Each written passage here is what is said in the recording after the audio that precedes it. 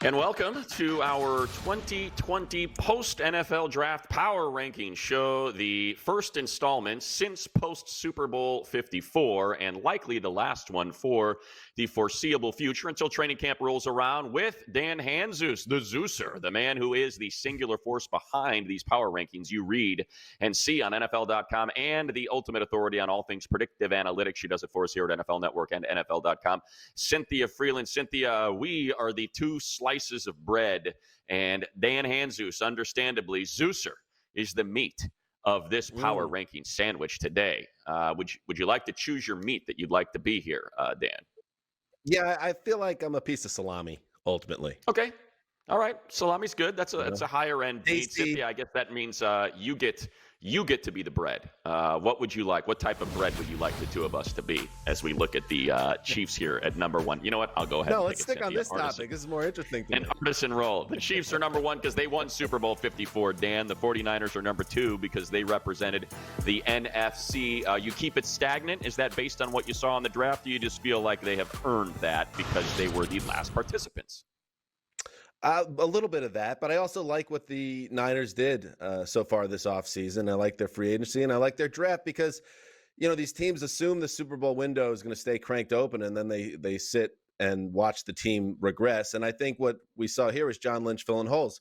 I thought Trent Williams was a huge add for 2 mid-round picks, Joe Staley retiring, and now you have a guy with the Hall of Fame window ready to play for you with a chip on his shoulder, looking for a big new contract. I like the move to get Brandon Ayuk, the wide receiver, also in the first round. I think he could be a big upgrade over Emmanuel Sanders, and everything we hear about his athleticism. He's a guy that Kyle Shanahan can go nuts with.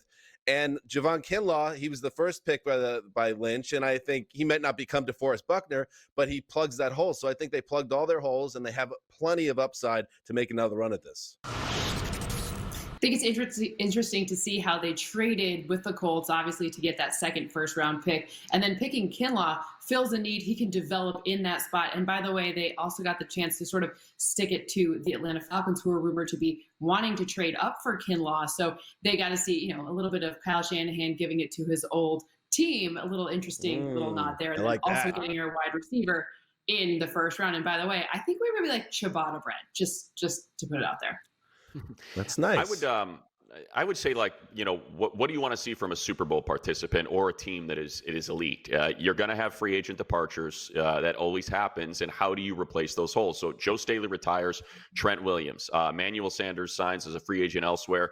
Brandon Ayuk, who, by the way, is kind of like a Deebo Samuel clone. That comparison is made. If you've watched Arizona State football, you understand that. You're going to see a lot of pre-snap motion with Ayuk there and Deebo Samuel, and that's a big headache for defenses. And also Robert Saleh continues his defensive rotations, fresh bodies along that line, making it a nightmare. And anytime you have Nick Bosa as the best player on that line, it's going to make things a lot easier. So, wow, we have a unanimous agreement here with our first chat. Who would have ever guessed that would happen? Let's see if we can get... Yeah, maybe in a post-COVID-19 world, that's how this is always going to be now. Probably not, because you have the Cowboys up 7 spots. I knew that would get you mad. Why'd you make that move? Why such a big jump for the boys? I guess I just got sucked in by how good this offense could be and how that might stack up in the rest of the NFC East. CeeDee Lamb maybe wasn't their number one need, a wide receiver, but God, he falls to them in the mid-first round. And now you have an offense that is just otherworldly potentially with Cooper, Lamb, and by the way, Michael Gallup quietly 1,100 yards last year. You have Zeke Elliott, one of the best running backs in the league. Dak Prescott, when things are set up right around him, can perform like a top 5 guy. I just think this team's going to score a ton of points, and any negatives that they have, which is maybe a suspect defense, I get that. How many of these other teams in the NFC East are going to be able to keep up with this Cowboys offense, which I think is going to be humming all season long if they stay healthy?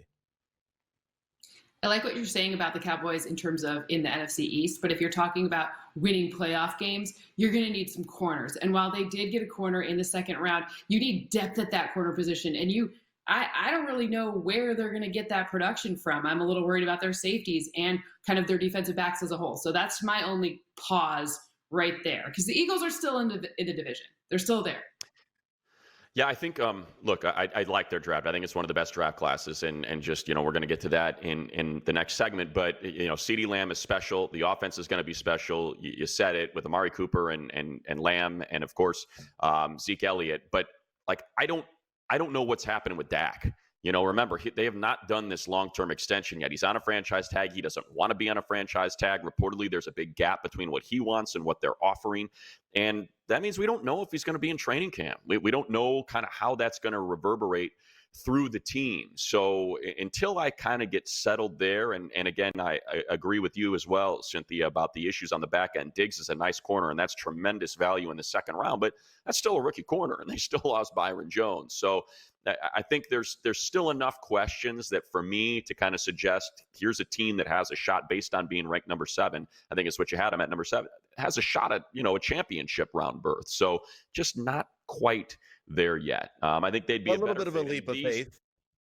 Sure. And look, I grant you that. That's what you got to do, right? That's what you have to do at this time of the year. But I think they would be better served in this particular board that we are going to show rankings 9 through 16, our second quadrant, which you see here, Steelers, of course, with the return of Big Ben, assuming that happens from 16 up to 11. The Texans slide 7 spots back to 16 after the trade of DeAndre Hopkins. But Dan, Dan and Cynthia, let's get started. The two of you just kind of weigh in on the Colts and that big move after their big free agent signing of Phillip Rivers in the offseason. Dan, why don't you start us?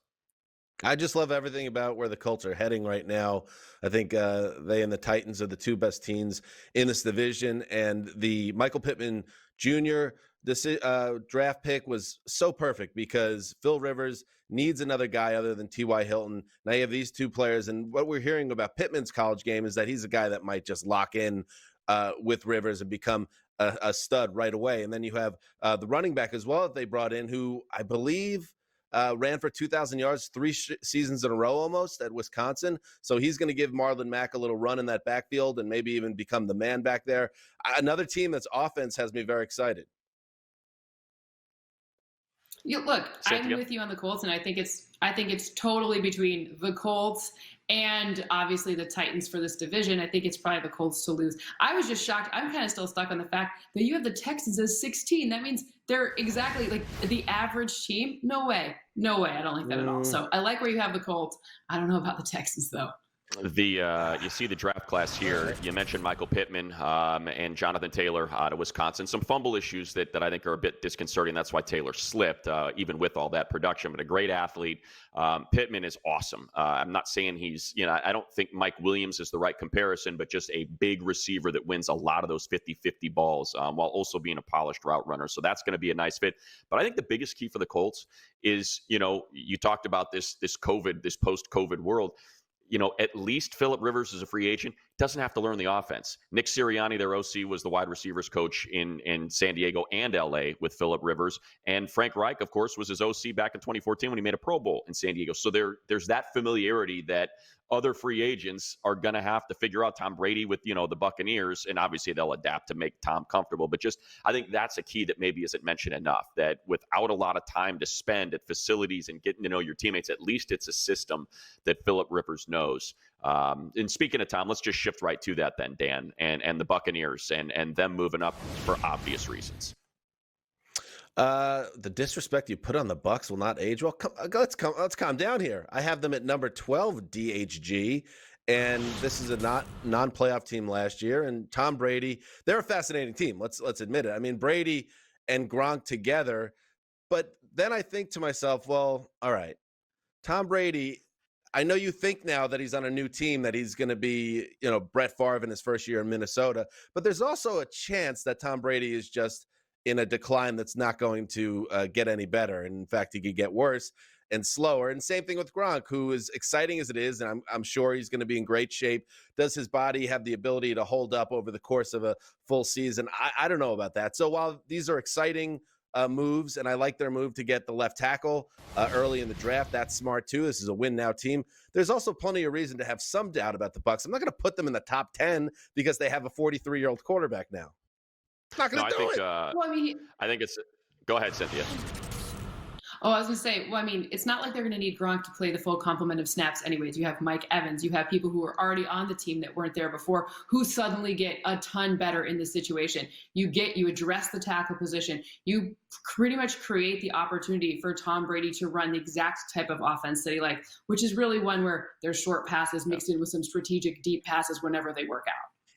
Nice sip of coffee there, Zeuser. I'll just quickly That add, Java. Old remember, Salami needed his Java. unless you think that that the Saints aren't going to win this division, then that's the perfect spot for them as one of the wild card teams. I mean, that's the range where wild cards should be put in versus division winners that'll end up with a home game in the postseason. So, Cynthia, let's go to the other side of that. Brady leaves New England. Of course, Gronk not only left New England the season prior, but returns to Tampa instead. What about the Patriots at 15? How do you feel about that ranking? Well, it has to be right now, so it does make sense to put them at 15, although I don't think we're done seeing them play chess with us in terms of the quarters. And back on our post-draft power rankings, according to our man, the Zeuser, you see the Rams, again, just outside of the playoff picture at number 17. That is down 3 spots. The Raiders jump up a couple spots to number 20. And you see the Broncos manage to slip a little bit to number 21 there, followed by the Jets and the Chargers. So let's get started here as we look at our third quadrant of power rankings by going to our favorite draft classes, looking back on those 3 days, Thursday, Friday, Saturday, Cynthia, and what team you would slot in as your number one in your draft power rankings from the past 2020 selection process. Dan Hanzus, what are you doing with the Cardinals at 24? I have no idea, because look at they're just the first 2 picks. That's the only 2 you need to look at. Number 1, Isaiah Simmons. You get this linebacker. He's super multiple. You know the team that had the second most big plays allowed last season? That would be the Cardinals. Isaiah Simmons addresses that need. I mean, it's weird to say someone drafted number 8 slipped, but he slipped to them. And then they were able to, in the 3rd round, get Josh Jones a tackle. Obviously, their O-line is something that they need to address, the tackle position. But the way Cliff Kingsbury and the way Kyler Murray have been playing, yes, he's been sacked a lot. Yes, it was a top 10 number. But in terms of turnovers, bottom 10 numbers. So I think when you look at their draft class, Isaiah Simmons and Josh Jones makes the whole thing. All right. Cynthia goes Cardinals. Dan, favorite draft class? I like what the Broncos did, and Broncos fans despise me. My mentions are just a train wreck every time I do exercises like this, and they got to deal with the fact that I don't believe in Drew Lock, and I still think Andy Dalton makes so much more sense coming to them for like a 4th-round pick. Give yourself a safety net. But the draft itself I really liked, and I love Jerry Jeudy. This guy is supposed to be a star. So you add him across from Cortland Sutton, and then you double down and get KJ Hamler. And he's a guy that one of those undersized vertical freaks that can open up the offense. So all of a sudden, you have all these weapons. You add Melvin Gordon, who came over, obviously, from the Chargers. Graham Glasgow is going to solidify the middle of that line. Cushenberry, who they got in the draft, another guy that could come in and be an instant impact. I really like what they did. I don't love the team with the quarterback situation, and that's why they're lower, but I do like everything they did in the draft. Yeah, for me, this was easy. I think the Ravens had the best draft of any team because it's already a great team. And when you're picking late in each round and you're able to add, you see there in round 1, Patrick Queen, steal, went way too low, slipped because he's a linebacker. Round 2, J.K. Dobbins. Why? Slipped because he's a running back.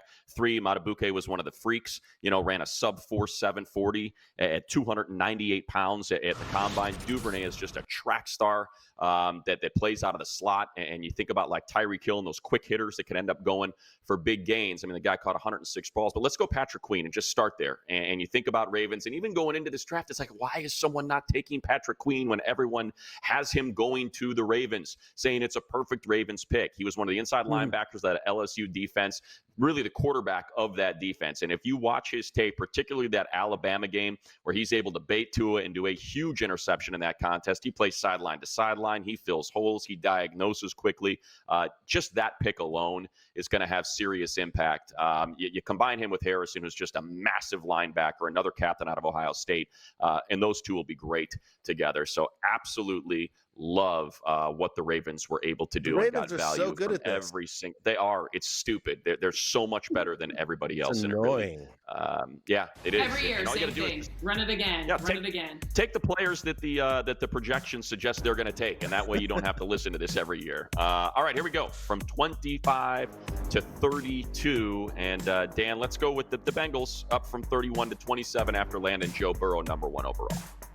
Doesn't it feel like daybreak has arrived for Cincinnati? And Burrow is obviously the center of all of that. And this idea that this guy can come in and be an instant impact player, the guy that with his attitude and his ability could change this team. And then T. Higgins with the first pick in the second round is exactly what teams should do. And that's why I've been getting on the Jets for how long they waited with Sam Darnold to get a young impact wide receiver. You pair a young quarterback with a young wide receiver and let them fly and grow together. All right. And then they only move up 4 spots. Right. Well, you know what? Respect's earned with W's. Cynthia, when we return, you will have an opportunity to weigh in with some of your observations. Your 5 most improved teams since Super Bowl 54 will be the top/relief to make your donation. Cannot thank all of you enough for all of the support. That brings us to our Cynthia Freeland Power 5. These are the most improved teams since Super Bowl 54. Certainly know about the free agent additions for the Tampa Bay Buccaneers. Why don't you just kind of pair those two together, Cynthia? Let's start with the Bucs and the Cardinals and why they're 1 and 2 for you. Well, it's really all about their free agency, right? Bucs got Tom Brady and Rob Gronkowski, and then they had a nice draft to supplement it. And then that same sort of theme, right? The Cardinals get DeAndre Hopkins, which is a monstrous addition to their team, and they pretty much got him for a song. So it was a really nice trade on their side of the trade. And then to bolster his efficiency, they really reinforced the O-line. And then, oh, by the way, like this is the type of person that, Kyler Murray, this is the type of offense they want to run, high passing volume, really kind of make sure that everything in their passing game goes well. And you know what happens on the other side. Teams are going to have to pass the ball a ton to catch up to them. So getting Isaiah Simmons, a really nice addition for their defense. All around, their free agent moves were amazing. And then you add to that a really good draft on top of it. And I think the Cardinals, NFC West is really hard. NFC West, very, very hard. Same thing with the NFC South, but West as well. Yeah, and just kind of quickly hearkening back to our conversation at the start of the show, the Cowboys this year, they play the AFC North and the NFC West. So not an easy road for them to hoe just from opponents. Yeah. Let's go to one of our favorites, the Buffalo Bills, because we know they have some of the most passionate fans is how to euphemize it here when it comes to where we put them in our rankings.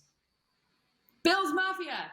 Okay, so I really like the Bills, what they did in free agency to get Stephon Diggs. But then they also had a really nice draft as well. AJ Epinesa falling to them in the second round really adds to their defense. Really interesting, dynamic young player that is really going to help out, adding more pressure. Look at Stephon Diggs. Yes, you have Josh Allen. And then, of course, I can't not mention Jake Fromm, who somehow fell really far to the 5th round. Is probably because he's only about 6'2", which is a little shorter. However, Jake Fromm could be a steady, reliable kind of game manager in the case that they need him. And adding to your depth at the quarterback room is a really nice way to add wins to your team total. And then they don't have Tom Brady in their division. There's that. Don't you think it's tough? If you're Jake Fromm, wouldn't it be tough to sit in front of a TV for 3 days, having people tell you have a noodle arm with your whole family around you the whole time? It's a bit of a weird dynamic. Not easy. But I do think the reward, of course, is going to a team with the least accurate quarterback in the NFL when you're one of the most accurate passes and a very cerebral player. So it ends up working out, I think, pretty well for him. And also shout out Zach Moss. Love that guy, running back that they drafted. All right, here we go. Let's get to some constructive criticism, as we like to call it. We're still doing this segment? I mean, aren't we all in this together? Isn't that what I've been told by the machine? You know what? This isn't that. I need something that's much more disrespectful than this. Come on, producers. Give me something better than what Sam Quo has to offer and get after the Zeuser here. There we go. Did you forget about the Hopkins trade and that the Titans were in the AFC Championship game? Rhetorical questions. No, I didn't forget either of those things. There's a lot to factor in. Next, Skip Bayless. Cynthia, you want to weigh in on Skip? Here's Lions at 30. Should be 32. No. 32. Go ahead. All right. What else we got? Your draft power rankings show, right? I mean the whole thing. If you take it too serious, that's on you. I'm having fun with it. You should too. Wow. So they are literal. Oh, here we go. Dan is a moron. Name? There we go. Moron. This is not a joke. They're not ironic. They're actual power rankings. Thank you, Cynthia. Thank you, Dan. Thanks to all of you for listening to our post-draft 2020 power rankings.